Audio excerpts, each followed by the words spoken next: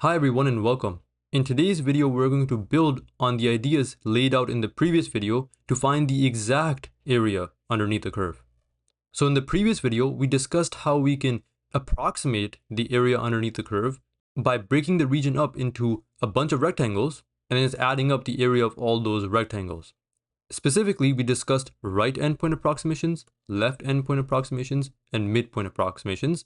And they're all very similar because we're just adding up the area of a bunch of rectangles. The difference comes from how the height of each rectangle is defined.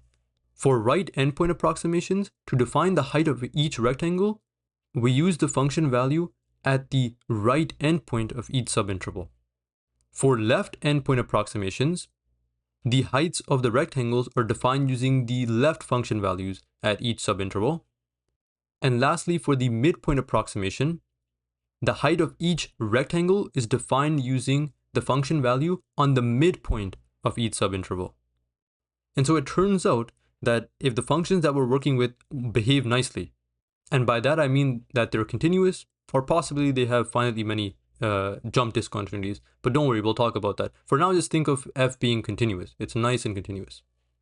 Then it turns out that the endpoint and midpoint approximations that we have defined above here will approach a single unique limit as the number of rectangles approaches infinity. That is, there's a very special and unique real number L that is going to be the value of all three limits. All three limits here are going to exist and they're going to approach a single unique number, and that's going to be L. And moreover, if your function is non-negative, that is that it lives above the x-axis on some interval, then we define the area underneath the function over this closed interval to also be this special number L. So here's what's going on. Let's say we have some function. In this case, it's a simple line, y equals x. Previously, we were just finding the right endpoint approximation for a given number of rectangles. So using 4 approximating rectangles, you can see there's some error here. We're overestimating. But then as the number of rectangles increases, let's say to R8, then the error is sort of decreasing. And now over here we have R16 and the error decreases even more. And so we expect in the limit, as the number of rectangles approaches infinity, we should get the area underneath the curve exactly. And so the goal of today's video is to learn how to compute these limits. And these are basically limits of Riemann sums, of special Riemann sums, right? I've mentioned before that what we are studying here are special cases of a Riemann sum, which is more general. We're going to take a look at the more general Riemann sum in the next video. But for now, we're just working with these simple particular examples of Riemann sums, and we want to compute the limit of these Riemann sums. It turns out that these limits, under certain conditions, approach the same value and will always exist. To be able to compute limits of Riemann sums, i.e. the limit of the left endpoint, right endpoint, and midpoint approximations, we need the following formulas. The first one says that if you add up 1 n times, so 1 plus 1 plus 1 n times, then you're simply going to get n. Using sigma notation, we can just say the sum from I equals 1 to n of just 1, right? So this will produce that. Well, this is just equal to n. The second formula pertains to the sum of the first n positive integers. So if you add up 1 plus 2 plus 3 all the way up to some last number, then the sum is just going to be given by n plus 1 divided by 2. So a very famous formula. So compare this to the previous formula where we had a 1. So the general term does not depend on I. As a result, we just keep adding 1 every single time, n times. Here, the general term depends on I. So first you add 1, then you add 2, then you add 3, and you generate this form here. The next formula, we're adding up the squares of the first n positive integers. And so in sigma notation, this can be written compactly as the sum from I equals 1 to n of just I squared. And the value of this sum is n times n plus 1 times 2n plus 1 divided by 6. And the last formula is the sum of cubes of the first n positive integers.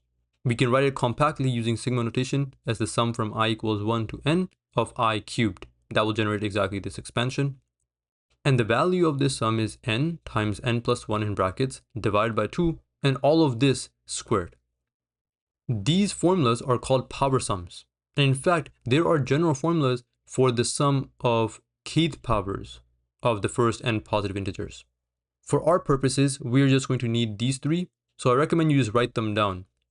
For our first example, we have to determine the exact area under the graph f of x equals x over the closed interval from 0 to 4 using three methods: using geometry, using a limit of right endpoint approximations, and using a limit of left endpoint approximations. Let's begin by using geometry. It's quite straightforward. The function y equals x looks like a straight line. So I've drawn it over the closed interval from 0 to 4. The height of the function at 4 is also 4. And so A is this region. This is the region underneath the graph. So the area of this region is the area of a triangle whose formula is 1/2 base times height. Well, the base over here is 4. The height is also 4. So you just do 1/2 times 4 times 4, you get a final answer of 8. So very nice. When the region is very simple, then you can use simple geometry and you can just get your answer. Now let's compute the limit of these Riemann sums and see that they agree with this answer.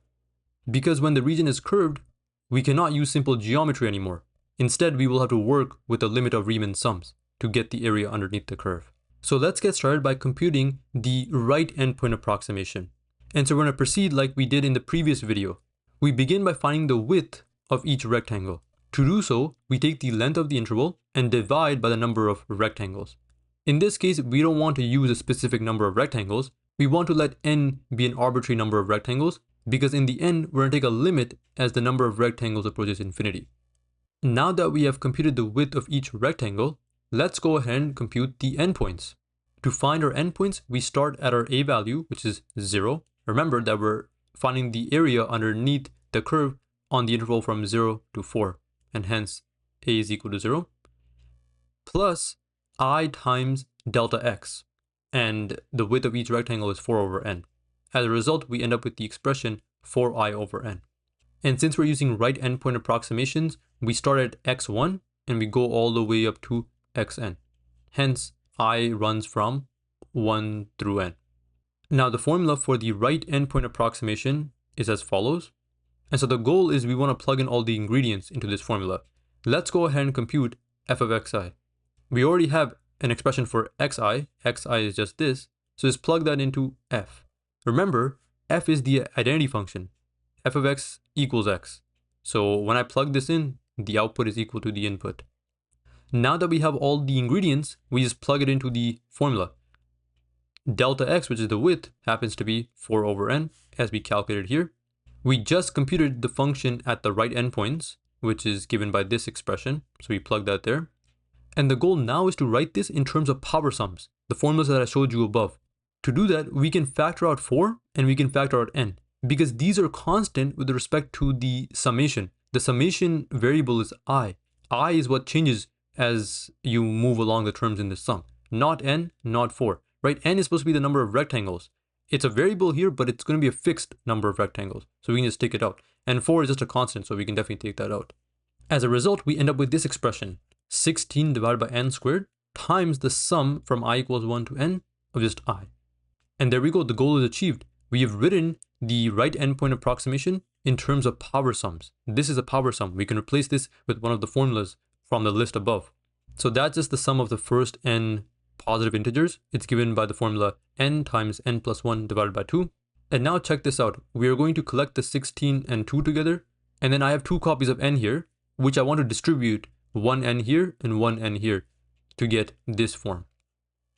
Now this might look a little bit weird, but just bear with me for a second. It's going to help us take the limit.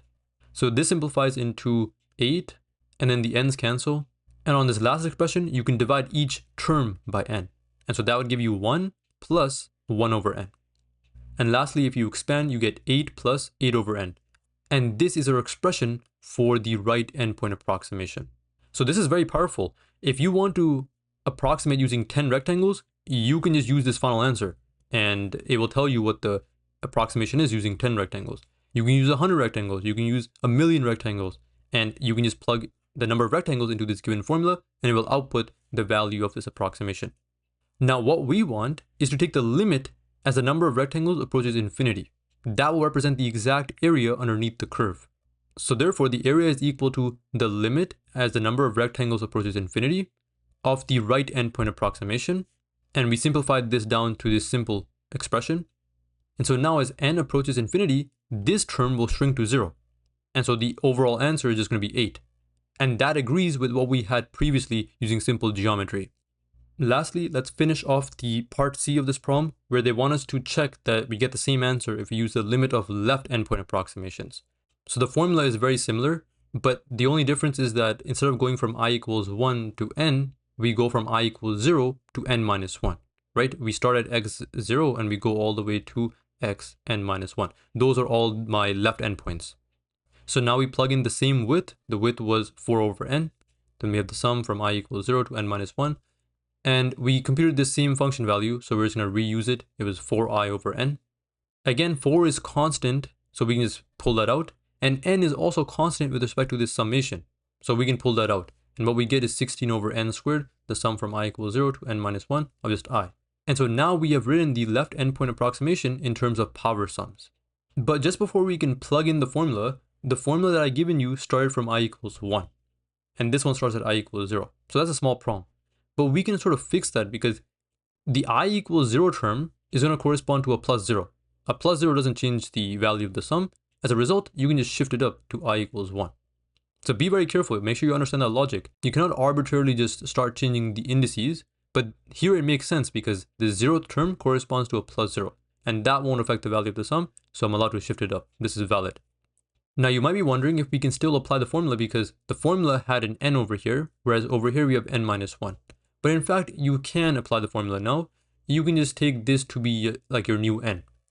So what I mean is the formula said n plus 1 over 2. But this is like your n value. So you just plug that over here, you just plug that over here, and it will still work out. So when we do this, we get this form. Now similarly, I want to sort of write this differently because I'm going to take a limit at the end. To do that, I want to distribute this n 1 over here and 1 over here. That's why we write it like this. And the 8 just comes from 16 divided by 2. Now the n divided by n is just 1. And for this, we want to divide n by each term here. So we get n divided by n, which is just 1. And then 1 divided by n is just 1 over n. Lastly, we just distribute, and this is the final expression for the left endpoint approximation. Finally, the area is just going to be the limit of the left endpoint approximations, which is the limit of this expression here. So as n approaches infinity, this last term is going to go to 0. And as a result, you end up with 8, which agrees with the previous two methods that we used. And so there we go. It should be no surprise that these limits exist and approach the same value, since according to the above theorem, when you have a continuous function, these limits always exist and approach the same value. You can also find the midpoint approximation. It will exist and will have the same value as these two. And that brings us to the end of today's video, in which we learned about how to compute the exact area underneath a curve using a limit of endpoint and midpoint approximations. We particularly focused on non-negative functions, that is functions that live above the x-axis, because the concept of area aligns very naturally with how we understand area. In the next video, we're going to take a look at the general Riemann sum, which is supposed to generalize endpoint and midpoint approximations, and see how this leads us to the idea of something called the definite integral. And this will help us also define the area underneath negative functions. And so I hope to see you then.